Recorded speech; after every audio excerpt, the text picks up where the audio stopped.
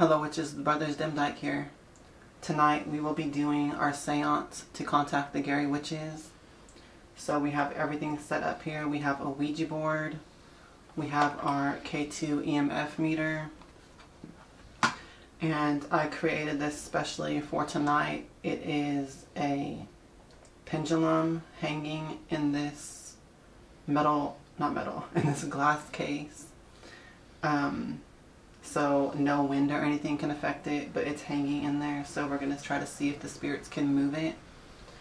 And we also have the Necrophonic app that we're going to try a little bit as well with. So that's what we have going here. Of course, pay attention as well, because you might hear knocking on the walls and stuff that the spirits always do around me. So that could also be happening. But that's basically our little seance tools that we have going. We have black candles. We have an offering of wine for the Gary witches sitting over there in a triangle of candles. So that's what we're working with tonight. And we have been waiting until the stroke of midnight for it to officially be All Hallows Eve. So that's what we're doing. I'm going to go ahead and light an incense as an offering as well. And to get the vibes going.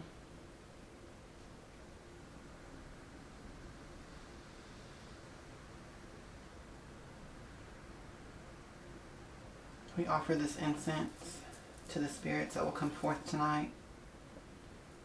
Only spirits of love and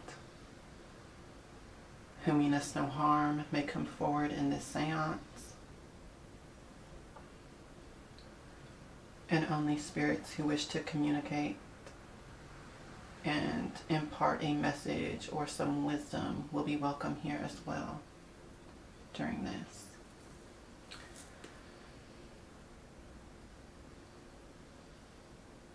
That candle just did something. Right when I said that. I heard it. Alright guys, so we're just going to meditate for a minute, get in the right mindset and mood and all of that, and then we'll go ahead and proceed calling on the Gary witches.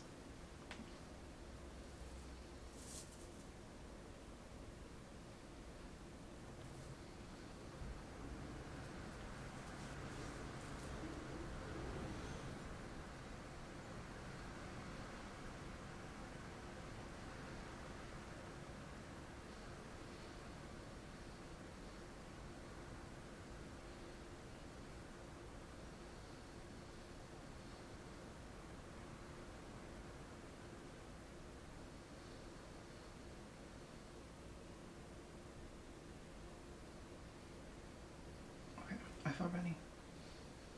I just feel like a shift in the energy coming down through the room like that. Okay. So always you want to start off a seance holding hands and calling to the spirits. Now we, the Brothers Demdike, call out to you, Gary witches. Please hear us this Halloween night. By the powers of All Hallows Eve, by the thinning of the veil, we call forth to thee, Genevieve and Isabel Gary. Hear us now, we welcome you in.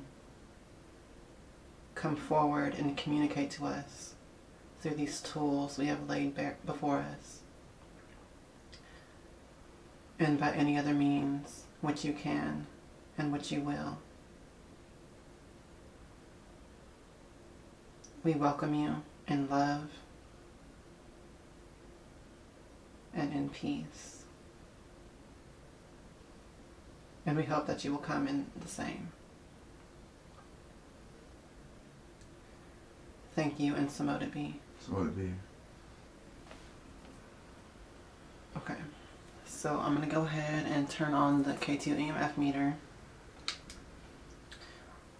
so we can see if there's any changes with that. Is that on the camera? Can you see it? Right there? Yes. Okay. So hopefully we will get some activity with that. I'm trying to move it a little bit more in frame. I think you can see it. Yeah, you can see the lights. Okay. So let's have that going. I'll turn on that later. Let's start with the Ouija board. Okay.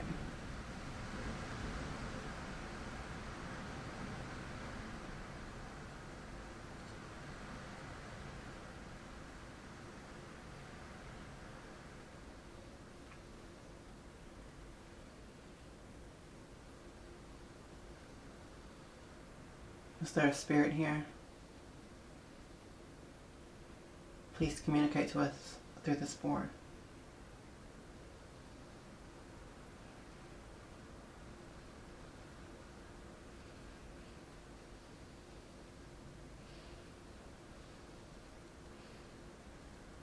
What the fuck? Did you see that? Yeah.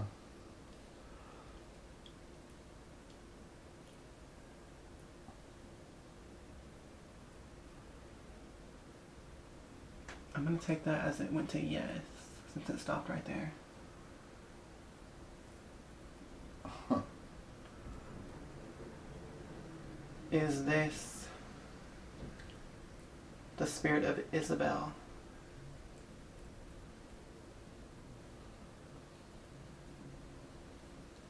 I think that's going to know.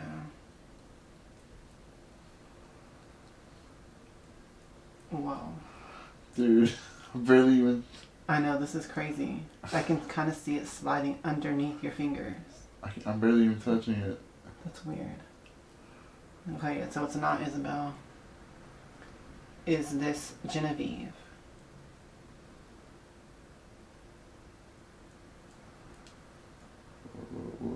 Did you hear that? I heard like a crackling sound in the wood. I can't keep my fingers on it. I know. Dude, it's just burning me. It's sliding under my fingers too. My fingers are like sweaty. I kind of feel nervous. I went to the Oh my god. Like my fingers are literally wet with sweat right now. I can feel it. It's like sliding. Just don't take your fingers off during the... You're not supposed to.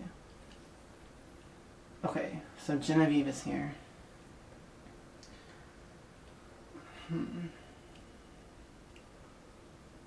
I have a question. Were you really a witch?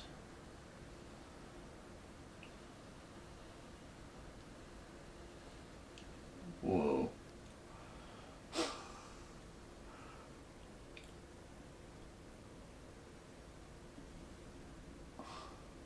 That's...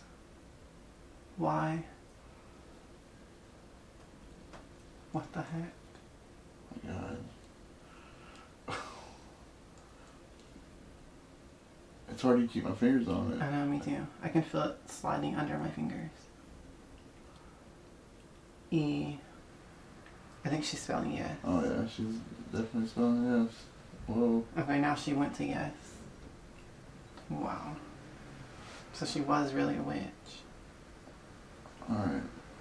In the legends it says that your daughter was separated when you died. Is that really what's happening? Yeah, that's a good question.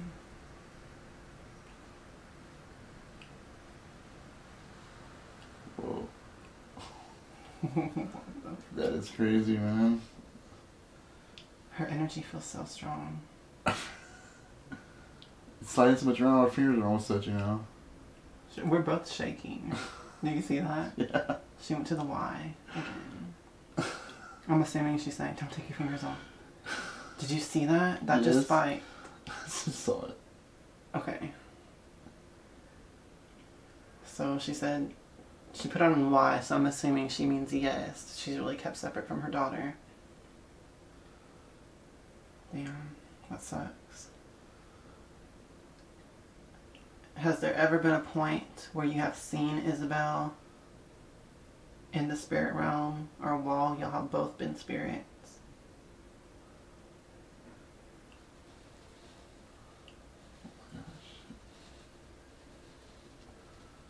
Someone to know? It said no. Or she said no. Oh my god, that's horrible. Where you are, is it lonely?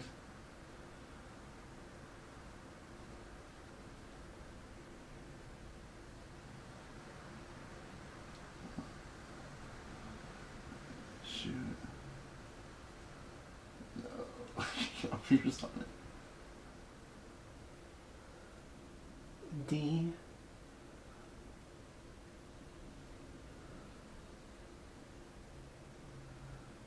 E.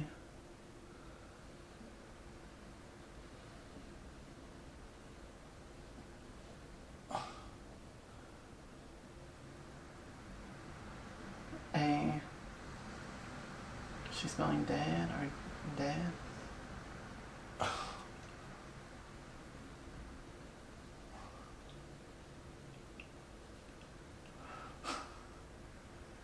Yeah, T. She's spelling death. That has to be what it is. What does that mean? Is it lonely where you are death? Wait, what did you ask? If she was lonely? What can that mean? Oh. Just ask again. You can ask her. Or rephrase it. How did you ask it? What are you, where you are now, what are you feeling?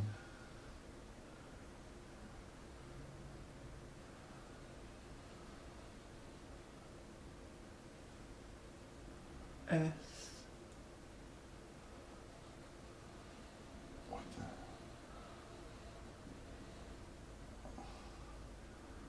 the? O.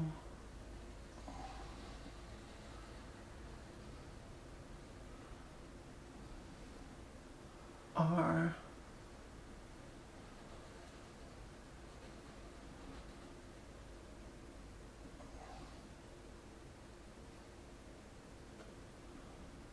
R.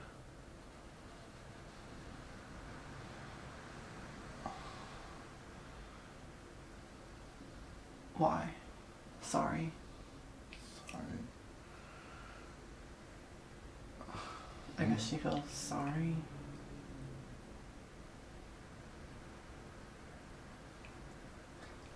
Okay, since she's saying that, I'm gonna ask her something. Or sorrow. Could... No, it's on Y. Wait, is it? No, it is on W, you're right. Oh my god. I can't see that well from here, but yeah, it's on W, you're right. So she feels sorrow. Okay. I have a question. Is it true that you kill children out of vengeance for the murder of you and your daughter, Isabel?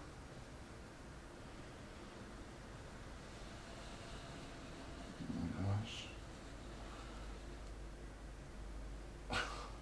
I said yes. Dude. Why? Oh god. You're about to burn your hand on the inside. I know it's really close, but I have to keep my fingers on it. Okay. Damn, that's messed up though. I kind of don't want to talk to her anymore. It's kind of fucked up.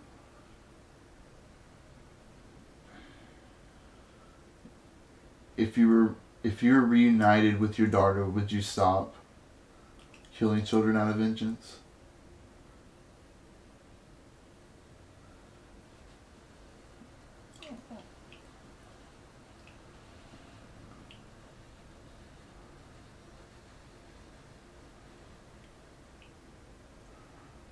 That's definitely on the Y.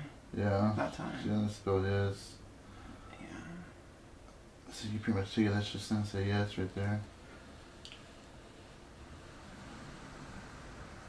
Yeah. E. She's definitely spelling yes. Such a weird feeling. You just feel this thing sliding under your fingers, I man. know. Especially because my hands are clammy on top of it. It feels really weird. I just heard a popping sound over there. Me too. Okay, let's move it to goodbye real quick. Thanks for talking with us, Genevieve. Thank you. Oh, my hands are so sweaty. That is so Alright. weird. So we just found out that they are separated, her and her daughter. It is true that she kills children out of vengeance. Yes. And if she was reunited with her daughter, she will stop killing. And we found out that she is really a witch. It's pretty intense.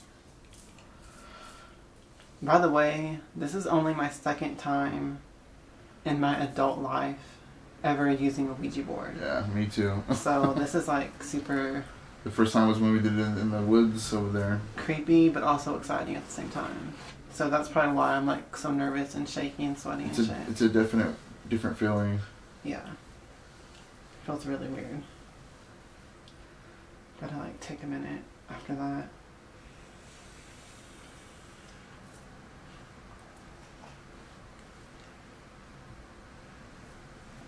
Is that still recording? Yes. Yeah, it is. Okay. That was interesting. And I definitely saw this spike at least once. I saw that the one time that it happened that I saw it. Do you remember what question that was? I think we were asking her if she was a witch. That's when I did it. I don't know. We might have to just watch back on the video when we're editing, but I definitely saw this spike up at least to the second one. Yeah, something like it was one of those. Right, during that question. So that was interesting too. So to me that sort of like confirmed that she definitely was talking to us just now and we were not moving the planchette. I think it happened too right when we got this kind of close to this. Yeah. What if that was her energy, like her fingers on the planchette? That makes sense. I mean, it really does. That's crazy.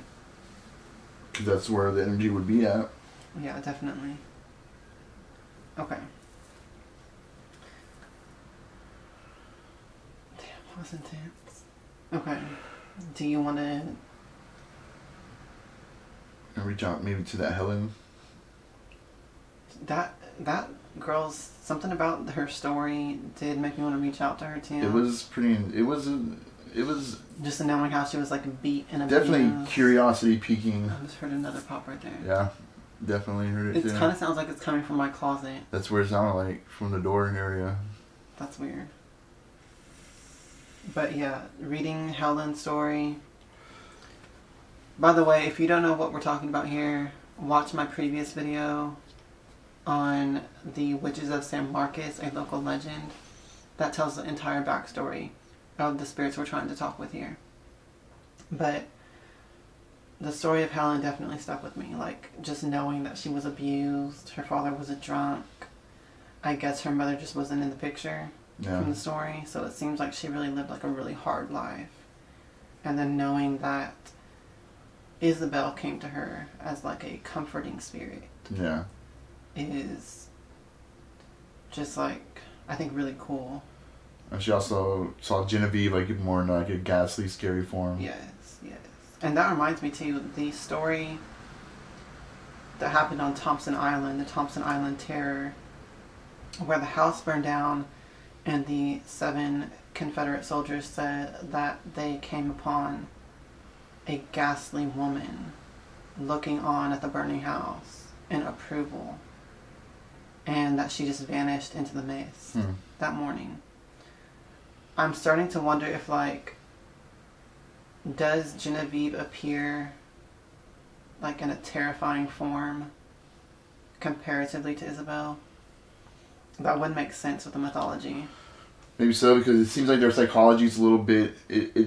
They're very opposite. Yeah, it's Genevieve different. wants vengeance for what happened. Isabella wants to protect from others happening, for that to happen. Other kids, protect them from that bad things happening like that. But Isabel is also said to kill as well. Yeah. It says that she will act as an arbiter for someone whose child was killed. That's probably what happens, and she appears comforting to the children, but to the people that her victims are, they're probably not so comforting. She's not a spirit to fuck Probably around not with very either. comforting looking to them. Yeah. Oh yeah, and that Helen girl, that her death. Her father died. Her death was mysterious too, though. Yeah, because they said that they had thought it was like a vampire scare that time, and when they dug up her body, they exhumed it, and it showed signs of vampirism. So they beheaded her, and dismembered her entire body in unmarked grave at a crossroad. In a crossroads, yep. So that makes her death even more mysterious. That might be the next spirit that we reach out to tonight, Helen. That's very interesting. So. Yeah, that definitely intrigued me. It's also very sad. She ended up dying of consumption. So that's horrible. Tuberculosis. After a fucking lifetime of being abused, pretty much. Yeah. That's horrible. But at least she had some comfort with Isabel during her life. And at least she got to help other parents who were also suffering. Yeah. And it was to rough. Get justice. Rough in these areas in the 1600s. Oh yeah, definitely. Because in the 1600s, there wasn't even the United States yet. So this whole area was probably still like native to Mexico, with different other countries coming in from the old world trying to claim the land here and stuff. So there had to have been a lot of like savagery and just constant war and fighting between the tribes and the colonists and things like that, and the pioneers and things, explorers, whatever you want to call them. That's why this area is so haunted, spiritually active. I mean, that's why it really is so haunted down here, for sure. It's seeped in old spiritual energy. But I never knew that we had a vampire local to us. Yeah, that was a surprise to read that. It said it was the first and maybe only real vampire scare in Texas. Yeah. So, or at least in this central Texas area. Well, it said the article said in Texas. It did? I thought it just said in San Marcos. No, it said in Texas. Okay, that's interesting. Definitely got to do more research on that, because we want to investigate other paranormal stuff happening around Texas pretty soon. So leave a comment below if you have some paranormal stories or legends in and around Central Texas, at least to start off with. Let us know in the comments below so we can maybe investigate it. But definitely, that was really interesting, the spiking EMF, and I feel like, we should reach out to Helen as well. I kind of want to say, let's not talk anymore to Genevieve for now. Because I honestly did feel like an intimidating... That was an intense presence. There was an intimidating energy to it, for sure. So, let's hold off on communicating with Genevieve anymore tonight. Interesting. This time, let's try to reach out to Helen. Find out if she could really be a vampire scare or not. That's what has me so intrigued. That's intriguing to me. Really I want to know if she was really a vampire, y'all. That would be really cool if she was, and it wasn't just paranoia of the villagers. Because you have to think, what made them think she was a vampire? Yeah. If you look up the vampire, the origin of the vampire story, it's from people who died, usually from like consumption or some strange disease that they couldn't understand back then. And after they died, people would report seeing their spirit or having weird dreams of their spirit coming to haunt them. And other people would get sick, other people would start dying, in either by illness or by accidents, like strange accidents. And they consider that to be the spirit of the vampire living in the corpse that would come out at night in a spectral form and cause these things to happen. Then retreat back to the body or the corpse in the day and rest. So you have to wonder, did someone somewhere see Helen's spirit? Yeah. And that's why they even thought she was a vampire. They might have been seeing like little phantasms of her somewhere, Or someone had a nightmare. Something had to have happened for them to even think maybe she's a vampire and dig up her body. Disembody it. And dismember it, bury it at a crossroads in an unmarked grave. That's horrible. That's old school paranoia. However, maybe there is something to the story. Maybe she was a vampire. Maybe she was coming out at night spectrally and doing some shit. And they just did what they had to do. So that's what intrigues me the most about this, definitely. Wanting to know that. Especially in those days, there was a lot of older world beliefs about that kind of stuff. But also the aspect that, according to the stories... Did this stop recording? No. No, it's still... I'm a little bit paranoid about it stopping. But also the aspect that she was said to, in her lifetime, be in contact with Isabel. So she had some sort of mediumistic ability. Maybe she was a witch herself, or psychic at some degree. So that also intrigues me. Like, what happens to witches when we die? That could be it. She could have been just spiritually connected to maybe to that witch line or something like that, you know? But my question is more in the lines of, like, when a witch dies, is there a possibility that they will become a vampire? True. And feed and, like, keep living in an etheric form? Or is that just something else?